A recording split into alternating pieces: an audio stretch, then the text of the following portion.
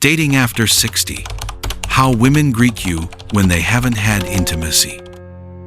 Most older men don't realize the first 5 seconds of how a woman greets you reveal more than her words ever could.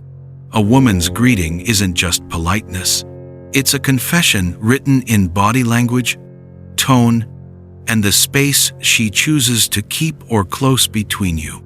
You see, when a woman hasn't experienced intimacy, emotional or physical, for a long time, her energy tells the story before her mouth does. The way she says hello, the length of her smile, the warmth or distance in her eyes, these are not accidents, they are signals. And if you're paying attention, they reveal everything about her inner world. Hi, it's Vernon again. In today's video, I'll share 4 psychological patterns of how women greet you when they've been starved of intimacy, and what each one secretly means about her emotional state, her needs, and what she's really communicating without saying a word. But before we dive in, do me a favor. Hit that like button and subscribe to this channel. You don't miss future insights on attraction psychology, emotional intelligence, and relationship dynamics after 60. These conversations matter, and I'm glad you're here for them. Let's start with the first one, and it's the kind that often catches men off guard. 1. Touch before talk. This type of greeting happens when she reaches for you before she speaks. Maybe it's a hug that lasts a second too long. Maybe she touches your arm while saying hello, or leans in closer than necessary when she could have just smiled from a distance. Her body arrives before her words do. And if you're not paying attention, you might think she's just being friendly, but she's not. This is subconscious compensation for emotional hunger. When a woman hasn't been touched, truly touched, with affection and attention, her body begins to crave connection in ways her mind can't always control. So, when she sees you, someone familiar, someone safe, her instinct is to close the gap, not because she's trying to seduce you, but because she's trying to feel remembered. The skin is the largest organ of the body, a psychologist once told me, and it keeps score. When intimacy fades, the body doesn't forget. It reaches out, sometimes desperately, for what it's been missing. I'll tell you a story. A few years ago, I reconnected with an old colleague at a community event. She greeted me with a hug that felt different. Warm, yes, but also weighted. Like she was holding on not just to me, but to the idea of being held. We talked for maybe 10 minutes, and twice more, she touched my shoulder gently, casually, but deliberately. Later, I learned she'd been living alone for 3 years. Her husband had passed. She wasn't looking for romance. She was looking for proof that she still existed in someone's awareness. That brief touch said, "I miss being seen." We are not our best selves when we are untouched, writes Diane Ackerman in A Natural History of the Senses. Touch is the first language we learn, and the last we forget. When a woman greets you with warmth that feels just a little too eager, she's not being inappropriate. She's compensating. Her body is asking for what her words won't say. Please remind me, I'm still here. If this resonates with you, share this video with a friend or in a group where these conversations are needed. Understanding female psychology and attraction cues can change how we connect with the women in our lives, especially after 60. But not every woman greets with warmth. Some greet with distance, not because she doesn't care, but because she's protecting the little she has left. 2. The smile with a wall behind it. The more reserved she is, the more you have to gain. That polished composure isn't absence, it's compression. She's holding back a massive amount of unspent emotional energy. The minute she decides you are safe enough to lower that wall, the connection you get isn't gentle. It's a goddamn explosion. You'll access a level of pure, unmanaged intimacy that the rest of the world never even suspected existed. Have you ever met a woman whose greeting felt warm, yet something inside you whispered that she was holding back? She smiles. She's polite. She might even say something kind or ask how you've been, but her body stays a step back. Her arms stay folded or at her sides. Her eyes engage for a moment, then quickly retreat like she's opened a door just wide enough to see out, but not wide enough to let you in. This is emotional preservation. When a woman has been hurt, neglected, or emotionally starved, she learns to protect herself by performing warmth without offering vulnerability. Her smile becomes armor. Her politeness becomes a buffer.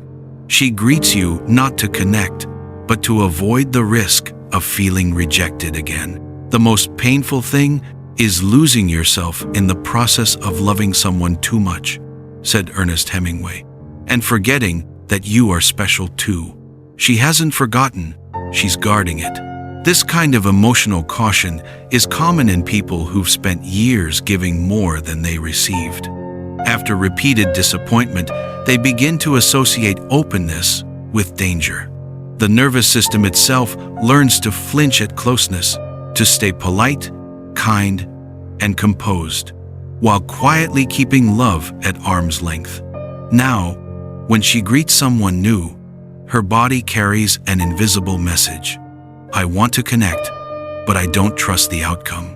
And for many men, that distance feels like rejection, when in truth, it's fear wearing lipstick.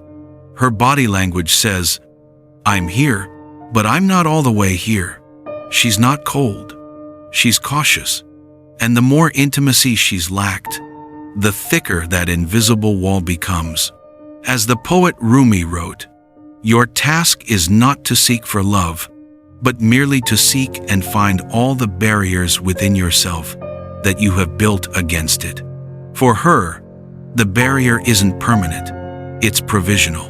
It's protection until she feels safe again.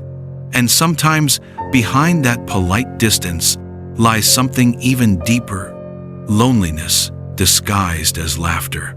Talk before breath. My sister Hazel, 67, once told me about her friend who hadn't been touched in years.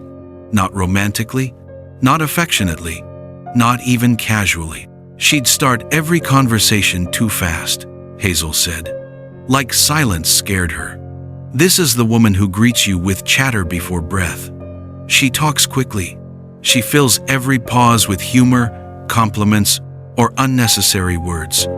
She's enthusiastic, maybe even bubbly. But if you listen closely, you'll notice something. She never lets the conversation go quiet. She never lets you look too closely. She's performing connection instead of feeling it. This is displacement replacing intimacy with performance. When people fear vulnerability, they hide it under enthusiasm. When they're starving for emotional closeness but don't know how to ask for it, they talk, they distract, they entertain. Because silence, to them, feels like exposure. We talk to fill the void, said Carl Jung, not realizing that the void is where the truth lives. She's not trying to annoy you or dominate the conversation. She's trying to avoid the ache of feeling unseen. If she stops talking, she's afraid you'll stop noticing. If she slows down, the loneliness catches up. I've seen this in women who live alone, who've lost partners, or who've spent years in relationships where they were emotionally invisible. The over-cheerful greeting is their way of saying, look at me, I'm still lively, I'm still worth your time. But underneath the laughter is a quiet question. Would you stay if I stopped performing? This greeting isn't about attraction in the traditional sense. It's about craving connection so deeply that she'll do anything to keep it from slipping away, even if it means exhausting herself in the process. She's showing up. She's just not sure it's safe to be quiet yet. But the most revealing greeting of all is the quiet one. The kind that says everything without sound. 4. Eyes before words. This is the greeting that stops you. She doesn't rush to speak. She doesn't fill the air with small talk or forced cheerfulness. Instead, she looks at you, really looks. Her eyes hold you a little too long. There's warmth in them, yes, but also something else. Absence, longing, like she's remembering something that used to be there. Silence is the purest confession. The soul always knows what to do to heal itself, said Caroline Myss. The challenge is to silence the mind. When a woman greets you this way, it's because she's been emotionally numb for too long. She's not sure whether to reach out or retreat. Her soul hesitates before her body does. And in that pause, she's asking a question without words. Can I still be safe here? This is the greeting of a woman who's grieving intimacy. Not just physical intimacy, but the feeling of being known, of being wanted, of mattering to someone in a way that doesn't require explanation. When that's been missing, she doesn't know how to step back into it. So she waits. She watches. She tests the air between you to see if it's warm enough to trust. I remember meeting a woman named Bella at a small gathering last year. She greeted me with a nod and a soft smile, but she didn't speak right away. Her eyes stayed on mine for what felt like 3 or 4 seconds, long enough to be noticeable, long enough to feel intentional. Later, she told me she hadn't been in a meaningful conversation with a man in over a year. Not because she didn't want to, because she'd forgotten how to start. Sometimes, she said quietly, you lose the language of connection, and you're afraid that if you try to speak it again, no one will understand you. That silent greeting was her way of saying, I'm here, but I'm fragile. So please, be gentle. If this insight is valuable to you, save this video so you can come back to it. Understanding these subtle attraction signs and emotional cues can help you connect more deeply with the women in your life, especially after 60, when intimacy becomes quieter, but no less profound. She's not avoiding intimacy, she's testing whether it's still possible. And in that quiet moment, she's giving you everything. By now, you understand a greeting is never just a gesture. It's a glimpse into the story she carries and the walls she's still learning to lower.